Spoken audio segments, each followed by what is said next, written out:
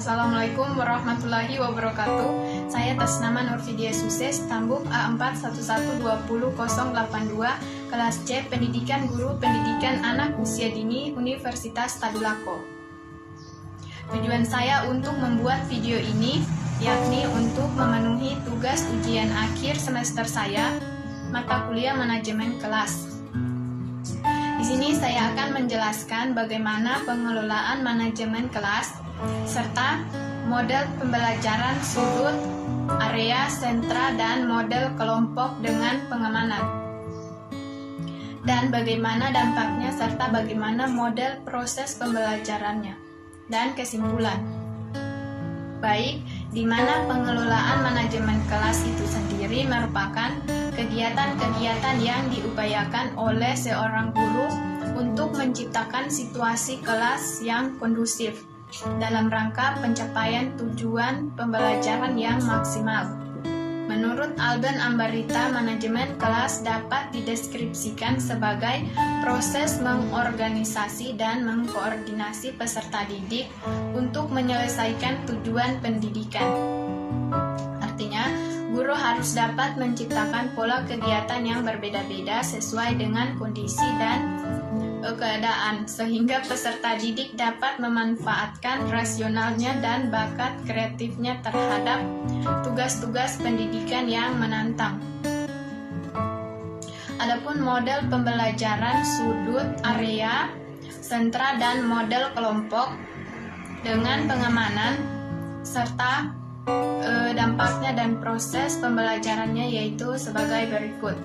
Model pembelajaran sudut memberikan kesempatan kepada anak didik untuk belajar dekat dengan kehidupan sehari-hari. Model ini bersumber pada teori pendidikan dan perkembangan Montessori. Model ini program pembelajaran difokuskan pada 5 hal, yakni praktik kehidupan. Anak-anak diajarkan berbagai hal dalam kehidupan sehari-hari yang melibatkan keterampilan dan kemandirian, seperti mengikat tali sepatu, menyiapkan bekal makan mereka, pergi ke toilet tanpa bantuan, dan membersihkan diri sendiri ketika mereka menumpahkan sesuatu. Pendidikan kesadaran sensori. Di sini anak dilatih untuk peka menggunakan 5 indera yang mereka miliki. Kemudian seni berbahasa, anak-anak didorong untuk mengekspresikan diri mereka secara lisan. Anak-anak juga belajar membaca, mengeja, tata bahasa, dan menulis. Kemudian yang keempat, matematika dan bentuk geometris. Anak-anak diajarkan tentang angka, baik itu dengan menggunakan tangan maupun dengan alat. Dan yang terakhir, budaya. Budaya pendidikan budaya di sini mencakup geografi, hewan, waktu, sejarah, musik, gerak, sains, dan seni. Kemudian model pembelajaran area. Model area memfasilitasi kegiatan anak secara individu dan kelompok untuk pengembangan semua aspek. Area ditata secara menarik, setiap area memiliki beberapa kegiatan yang menggunakan alat dan bahan yang berbeda. Semua anak dapat memilih area mana yang paling sesuai dengan minatnya. Untuk semua area difasilitasi oleh seorang guru.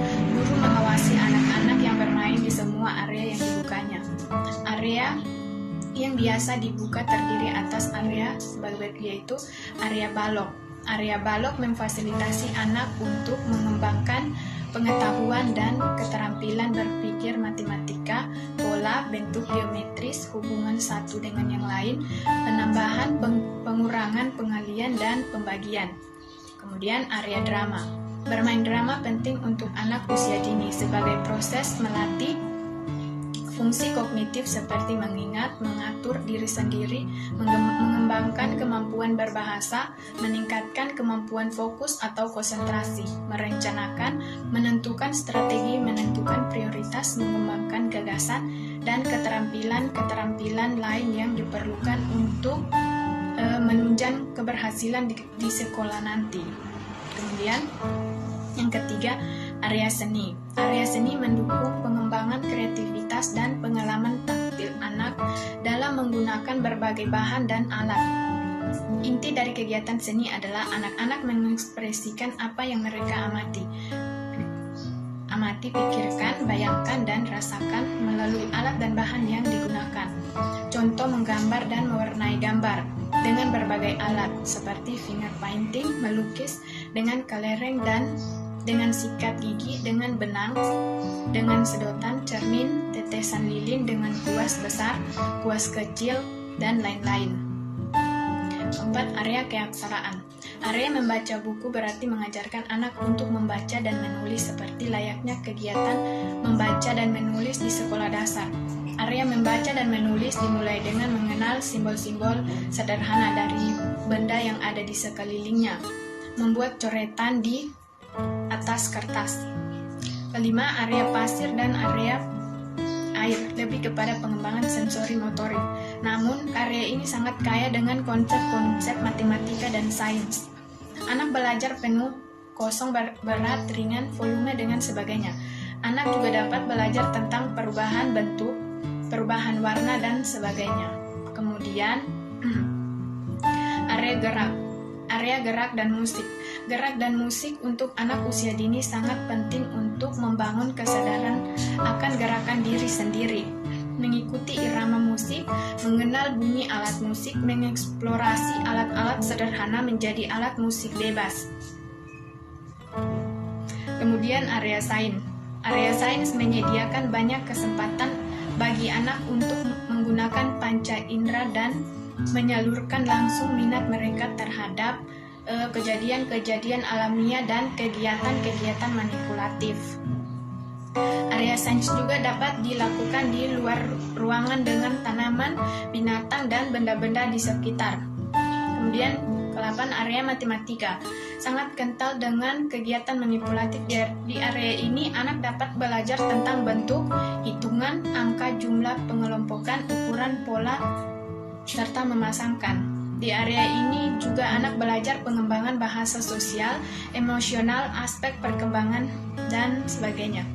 Kemudian terakhir area imtak. Di Indonesia ditambah dengan area imtak. Area imtak memfasilitasi anak belajar tentang kegiatan ibadah sesuai dengan agama yang dianut oleh anak tersebut. Model pembelajaran sentra. Model yang dikembangkan kreatif kurikulum mengelola kegiatan pembelajaran yang seimbang antara bimbingan guru dengan inisiatif anak. Model ini dikenalkan di Indonesia oleh Dr. Pamela Pearl dalam CCRT Florida. Bermain dipandang sebagai kerja otak, sehingga anak diberi kesempatan untuk memulai dari mengembangkan ide hingga tuntas menyelesaikan hasil karyanya. Start and finish, dukungan guru memfasilitasi anak mengembangkan kecakapan berpikir aktif, dan anak diberi keleluasaan untuk melakukan berbagai kegiatan untuk mendapatkan pengalaman tentang dunia di sekelilingnya. Sentra yang dikembangkannya tidak berbeda dengan sistem area. Perbedaan tampak dalam pengelolaan kelas dalam model area. Semua anak bebas bergerak di semua area yang dikelola oleh seorang guru. Dalam model sentra, anak bebas memilih bermain yang disiapkan dalam satu sentra. Di dalam sentra dilengkapi dengan 3 jenis kegiatan bermain, yaitu bermain sensori motorik, main peran, dan main pembangunan. Keragaman main atau disebut juga densitas main memfasilitasi untuk dapat memilih mainan sesuai dengan minatnya. Kelompok anak berpindah bermain dari satu sentra ke sentra lainnya setiap hari. Setiap sentra disekolah oleh seorang guru. Proses pembelajarannya dengan menggunakan 4 pijakan, yaitu pijakan penataan alat, pijakan lingkungan, pijakan sebelum main, pijakan selama main, dan pijakan setelah bermain. Dan model kelompok dengan pengamanan. Model pembelajaran berdasarkan kelompok dengan kegiatan pengamanan merupakan pola pembelajaran di mana anak-anak dibagi menjadi beberapa kelompok dan masing-masing kelompok melakukan kegiatan yang berbeda-beda secara bergantian. Kegiatan di kelompok merupakan kegiatan utama yang harus dilakukan anak. di mana guru mendampingi kelompok anak, memberikan dukungan sesuai kebutuhan anak, serta memastikan anak menyelesaikan kegiatan sesuai yang diharapkan. Kemudian guru mempersilahkan anak untuk berpindah ke kegiatan berikutnya atau kegiatan pengaman. Sementara kegiatan pengaman berfungsi sebagai kegiatan alternatif bagi anak yang lebih cepat menyelesaikan kegiatan di kelompoknya, dan sarana transisi anak untuk berpindah dari satu kegiatan ke kegiatan lainnya.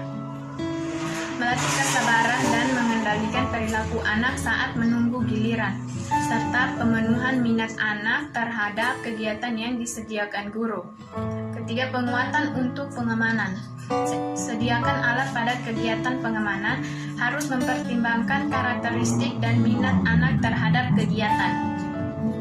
Bahan dan alat main atau apapun yang ada di lingkungan sekitar anak. Baik, kesimpulan dari materi yang telah saya jelaskan yaitu dapat memberikan kesempatan kepada siswa untuk belajar dekat dengan kehidupan sehari-hari. Anak-anak diajari banyak hal dalam kehidupan sehari-hari yang berkaitan dengan keterampilan dan kemandirian, seperti mengikat tali sepatu, menyiapkan bekal, pergi kamar mandi tanpa bantuan, dan membersihkan tumpahan dan lain sebagainya. Di sini anak dilatih untuk jeli dalam menggunakan panca indera yang dimilikinya. Anak-anak didorong untuk mengekspresikan diri secara verbal. Anak-anak juga belajar membaca, mengeja, tata bahasa, dan menulis. Anak-anak diajari angka dengan tangan atau dengan alat. Terima kasih. Wassalamualaikum warahmatullahi wabarakatuh.